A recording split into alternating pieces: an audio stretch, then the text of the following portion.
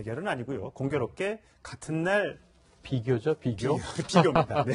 네, 셋이 입국 이렇게 했는데요. 일단 정유라 씨의 아들 그리고 유섬나 씨 오늘 둘 다 들어와요. 이게 오늘 인사청문회도 왜 세 개를 하루 같은 날 동시에 열지? 그러게요. 왜 슈퍼 수요일이 굳이 될 이유가 있었던 건가 하는 저 걱정이 있어요.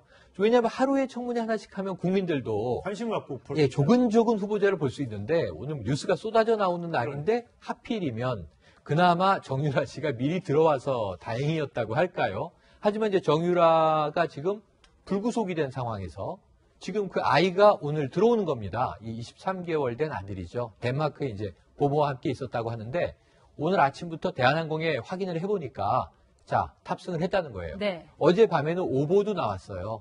유섬나가 송환되는 비행기에 정유라 아들도 같이 타고 온다. 네. 이게 보도까지 나왔더라고요. 아침에 보니까 다릅니다. 유섬나는 파리에서 나라가 다르잖아요. 예, 네. 파리에서 이제 출발하는 거고 이게 대한항공 국적기는 같아요. 네. 그러니까 K902편으로 들어오고 그리고 이제 덴마크에 있는 정유라의 아이는 암스테르담에서 네. 이 K2926편으로 들어옵니다. 예. 비행기는 다른데 도착하는 시간이 5분 차이예요. 네. 그러니까요. 유섬나 씨는 지금 이 2시 48분에 도착하고요.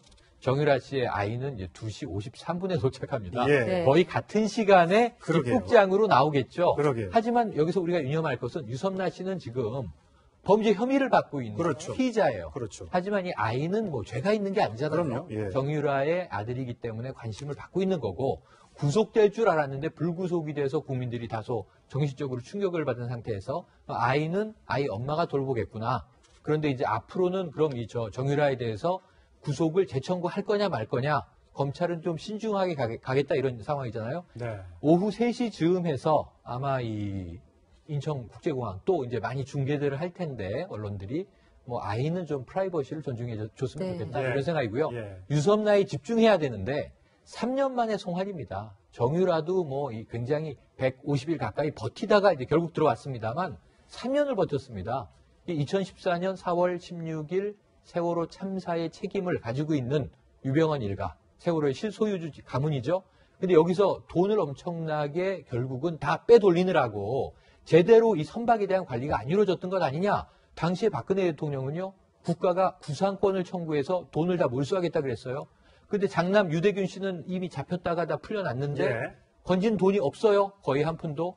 근데 이 유섬나 씨는 이 모레알 디자인이라는 회사를 만들어서 본인은 이제 이 계열사들을 컨설팅 해준다는 명목으로 한 달에 뭐 8천만 원씩 받고 결국 80여 원을 개인이 착복한 것으로 지금 혐의를 받고 있고 전체적으로는 490여 원을 횡령 배임한 혐의를 받고 있는 겁니다. 지금 보면 네. 가족들 4명이 나오지만 강제 송환 예정, 차녀는 혐의 없고 또 장남은 이미 만기 출소를 했고요. 네. 차남은 지금 찾지도 못하고 있는 거예요. 유혁기 씨가 핵심인데 네. 남미에 있다, 미국에 있다, 유럽에 있다 소문은 무성한데 3년 동안 종적 자체를 추적을 못하고 있는 거예요. 그러게요. 당시 인터폴에 적색 수배를 내렸어요. 근데 이제 유섬나 씨의 경우에는 프랑스에서 애초에 검거는 됐죠. 그런데 본인이 정유라가 우리가 그렇게 할 것이라고 예측했던 송환을 끝까지 거부하는 소송을 한 결과 마지막 이제 프랑스 고등행정법원에서 기각이 되면서 들어오는 거고요. 유럽 인권재판소에 제소하지 않겠는가 했는데 거기까지는 안 하고 결국 3년 만에 얼굴을 보게 되는 거예요. 그러니까 뭐 세월호 인양부터 해서 얼마나 많은 막대한 국민적인 정신적 피해감뿐만 아니라 세월호 인양 등의 돈도 엄청나게 들어갔는데 그렇죠. 한 푼도 저희가 회수를 하지 못하고 있고 하지만 본인은 3년 동안 있으면서 변호사 비용 등 막대한 돈을 썼을 거란 말이죠. 그 돈이 어디서 나왔냐 이거죠. 그래서 이번 그 유섬나 씨의 그 송환을 계기로 해서 유병헌 그 일가의 그 횡령 배임 이런 것도 밝혀내고 그다음에 구상권 청구를 할 수 있는 예. 그런 조치들이 이루어져야 되는데 이 장남은 사실 뭐 큰 역할을 못하는 분이고 그 차남 그 유혁기 씨가 사실 핵심이거든요. 네. 그러니까 유섬나 씨하고 유혁기 씨가 두 분이 이제 유병헌 그 전 회장의 사업을 도우면서 그렇죠, 예. 일군 거기 때문에 유섬나 씨가 하나의 고리가 되지 않을까 이렇게 생각해서 수사기관에서 좀 철저하게 좀 발표했으면 합니다. 워낙 얼굴이 알려지지 않아서 저희가 왜 뜬금없이 흑백 사진이냐. 그렇죠. 저희도 영상을 못 찍었어요. 프랑스에서 오는데도. 그래서 지금 흑백인데 오늘 이제 인천지검 앞에 포토라인에 선다고 하니까 처음으로 이제 모습이 드러날 것 같습니다. 아마 국민들한테 뭐라고 메시지를 던질지가 굉장히 궁금한데 아마 간단하게 자신의 소외와 이제 무리를 일으켜서 죄송하다 정도로 얘기하지 않을까 싶은데 국민들은 아직 이 사건에 대한 기억을 잊지 않고 있습니다. 그리고 많은 재산적 피해나 희생자들이 있음에도 불구하고 현재 재산 환수 절차가 이루어지고는 있지만 사실은 어디까지 구체적으로 이루어지고 실제 환수가 어느 정도 돼 있는지는 공식적으로 지금 확인이 안 될 정도로 성과가 미비하기 때문에 네. 이번 새 정부에서도 좀 신경을 많이 쓸 필요가 있다라고 생각이 되고 예. 혹시라도 유선납 씨가 정유라 사건을 보고 조금 참고를 하지 않았느냐. 아. 정유라가 한국에 들어갔는데 범죄인도 결정 이후에 열심히 불복하다가 그런데 구속영장이 기각되는 아. 걸 보고 또 한 줌의 어떤 희망을 기대하고 아. 한국행을 했는지 모르겠지만 네. 어찌됐든 유선나 씨가 실제 구속영장이 발부되고 형사재판을 통해서 정확한 어떤 처벌, 그러니까 처벌을 받을 만한 범죄 혐의가 있다면 처벌을 받아야 되는 것이고 아니라면 이제 무죄를 받아야 되겠지만 국민들은 조속하게 형사재판을 통해서 진실 어쨌든 이 시간은 흘러가는 것 같은 게 지금 국정농단 사건이 쭉 흘러오면서 많은 사람들이 구속이 되는데 네. 오늘 처음으로 풀려나는 사람이 있다고요. 네, 그게 바로 장시호 씨입니다. 네. 우리가 특검에서 수사 도움이라는 별명까지 있었죠. 네. 약간 좀 과도한 별명은 뭐 국민이 뭐 이런 얘기도 나왔는데 네. 그건 좀 그건 좀- 아니다 네, 싶고요. 네. 아니다 싶고 수사 도우미 정도까지는 좋습니다. 특검에서 굉장히 이제 반겼던 인물이고 거의 매일 특검에 출근하다시피 하면서 일부 사람들은 이게 특검 직원인 줄 알았다. 이런 얘기까지 네. 흘러나왔는데 네. 정말 중요한 이 증언은 많이 나왔습니다. 진술이. 그중에 확인된 것도 있고 안 된 것도 있어요. 가장 최근 것은 뭐냐면 박근혜 전 대통령 구속된 직후에 나왔던 건데 삼성동 자택 2층에 가면 최순실 이모가 자 거기에 돈이 있으니 네. 금고의 돈을 가지고 우리 유라와 손주를 좀 네가 보살펴다오 라는 이야기까지도 스쳐가면서 몰래 이야기했다라는 것을 나중에 얘기를 했죠. 네. 지금 삼성동 자택은 없습니다. 내곡동으로 이사를 갔죠. 그렇죠. 그래서 이것이 밝혀질 가능성은 매우 희박하고 네. 이것이 진실인지 거짓인지 알 수 없지만 어쨌든 오늘 자정 0시를 기해서 장시호 씨가 석방이 돼요. 네. 그럼 저는 궁금한 게 정유라와 만날까? 왜냐하면 이게 이모 조카 관계잖아요. 근데 지금 어머니와 이 이모는 사실은 굉장히 사이가 틀어졌잖아요. 그럼요. 이제 원수지간입니다. 그런 이 상황에서 유라가 그래도 장시호를 닮았다. 이런 평가를 많이 주변인으로 말을 받았어요. 시작하게 된 계기도 장시호 씨요. 맞습니다. 예. 그러면은 뭔가 이 이모의 이야기를 좀 듣고 싶어 할 것인가? 아니면 둘이 외면할 것인가? 또는 장시호는 그럼 내일부터 내일로 넘어가는 시간에 출소하면서 아마 또 스포트라이트를 받게 될 텐데 네. 네. 언론과 기자들과 또 어떤 이야기들을 쏟아낼까 등등 궁금한 게 많고요. 아마 석방되게 되면 장시호 이 사건 관련 이야기들은 더 풍성해지지 않겠는가 생각을 하는데 네. 우리가 진위를 잘 가려서 들어야 할 네. 것 같습니다. 자, 장시호 씨는 일단 석방이 되면 최순득 어머니가 계신 곳으로 간다고 합니다. 앞으로 거의 기자들이 매일같이 장시호 씨 집 앞에서 얘기를 한마디 듣기 위해서 있을 텐데 혹시 방송에 나올 계획이 있다면 제가 좀 모셔서 이슈투데이에서요. 이슈투데이에서 정말 그동안 특검이나 법원에서 하지 못했던 얘기 좀 쏟아낼 수 있도록 좀 기회를 좀 마련해 드렸으면 제 좋겠다는 생각에는요. 생각이 듭니다. 가장 먼저 안민석 의원 만나지 않겠습니까? 꼭 뵙고 싶었습니다. 이 얘기 국민들이 아직 많이 기억하고 있는데요. 예, 하여튼 안민석 의원과의 회동 여부도 관심인데 그래도 장시호 씨도 어린 아들이 있어서 항상 자기 얼굴을 좀 수의를 입은 모습을 좀 보이지 않기 위해서 애를 썼다고 하는데 하지만 이 사건은 불필요하게 어린 자녀들이 언론에 노출되는 일은 저희들도 좀 주의를 해서 다루도록 하겠습니다. 네. 첫 번째 사람은 바로 이 사람입니다. 오. 네, 이규철 특검본데 이 신동주 회장의 변호를 맡아서 논란이 됐는데 일단은 사임한다는 소식이 오늘 아침에 전해졌어요. 결정이 재빠른 것 같습니다. 사실은 특검 수사하면서 사실 특검의 입으로 불리면서 국민적인 어떤 여러 가지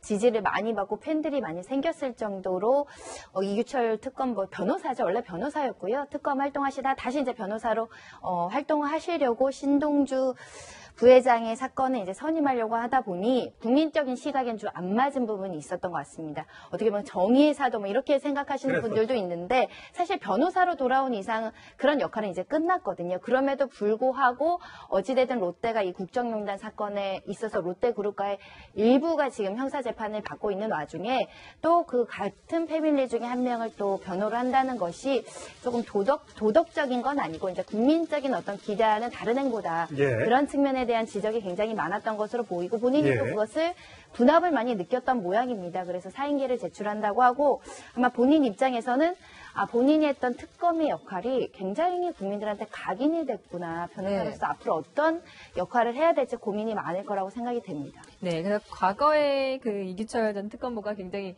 일단은 이게 화제가 됐던 것이 네. 일단 패션왕, 굉장히 네. 패션이 멋있었고 패셔니스타. 또 굉장히 말을 할 때 이렇게 좀 이렇게 멋있는 말, 예를 들어서 뭐 경제보다 정의가 중요하다 이런 그렇죠. 말을 많이 남겼잖아요. 그래서 우리가 2시 반의 남자 이렇게 불렀습니다. 네. 12월 그렇네요. 20일부터 2월 28일까지 국민들이 매일 이 국정농단 사건에 주목할 네. 때 뭐 보도도 많이 됐지만 가장 신뢰할 수 있는 말은 박영수 특검의 이야기였는데 네. 박영수 특검이라고 부르지만 매일 본 얼굴은 이규철 특검보란 그랬죠. 말이에요. 대변인 역할을 했으니까. 말투도 기억이 나는 거 네, 같아요. 그런데 네. 군살 없이 중년의 나이에 날렵한 모습으로 얼굴 표정 변화도 별로 없는데 네.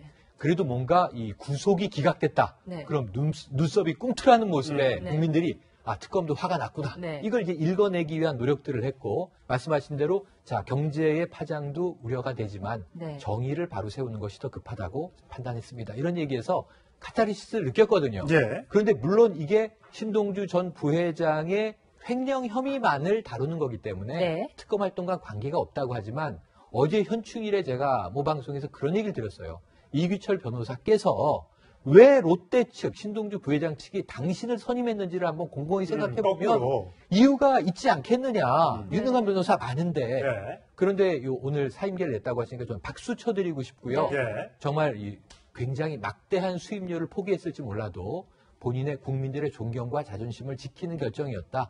저는 아주 좋은 판단했다고 아침에 좀 칭찬드리고 싶습니다. 네. 네, 항상 이렇게 특검은 이렇게 하면서 이렇게 브리핑을 했던 모습이 기억이 나는데요. 그 모습 다시 한번 보고 오시겠습니다. 특검은 금일 이재용 삼성전자 부회장에 대하여 구속영장을 청구하였습니다. 특검은 위 구속영장 청구를 결정함에 있어 국가 경제 등에 미치는 상황도 중요하지만 정의를 세우는 일이 더욱더 중요하다고 판단하였습니다. 네. 저는 이제 제가 법조 출입 기자 하면서 느꼈던 게 브리핑을 제대로 안 하면은 여러 가지 추측 기사가 많이 나오거든요. 그렇죠. 네. 예. 이규철 특검보 같은 경우에는 브리핑을 참 친절하게 해준다. 네. 정확하게 한다. 이래서 저는 굉장히 참 이미지도 좋았고 저희 이제 제가 소개했던 당하고는 좀 반대되는 일을 했지만은 굉장히 정의의 화신 또 어떤 자기 직업에 추철한 예. 사명감을 가진 사람. 이래서 아까 이제 죽음을 경시하는 이런 세태와 관련해서는 참 배제해야 되는데 저런 분들이 젊은이들의 어떤 멘토가 될 수 있는 거 아니냐 하는 네. 생각을 좀 했어서 그랬는데 이 변호사는 딱 두 가지가 있다고 하지 않습니까? 나쁜 변호사하고 더 나쁜 변호사. 좋은 변호사 네, 죄송합니다. 옆에 변호사가 계신데. 네, 좋은 변호사하고 더 좋은 변호사 있을 거고. 근데 이규철 전 특검보가 롯데 이 변호를 맡는다 그래서 참 그동안에 느꼈던 이미지하고는 정말 틀리다 했는데 네. 역시 이제 횡령 사건에 이제 국한되는 것이고 네. 본인은 아무 문제 없다고 생각했지만 나중에 또 사임했다 그래서 참으로 다행스럽게 생각합니다. 본인이 판단이 굉장히 좀 중요한데 사실은 이제 국민 눈높이가 많이 달라졌잖아요. 네. 지금 요즘에 그 고위공직자 인사청문회 갖고 논란이 많은데 맞아요. 사실은 이제는 국민들이 어떻게 보는지에 대해서 본인들의 판단이 중요한 것 같아요. 그러니까 이규철 특검보가 애초에 저 사건을 수임한 것 자체가 굉장히 부적절했다고 생각이 되는데 네. 오늘이라도 사임했다니까 다행스럽게 생각하고요. 이런 점을 앞으로 공직에 나가고자 하는 사람들 아니면 국민에게 많이 노출되는 분들이 판단을 좀 잘해야 될 것 같아요. 네.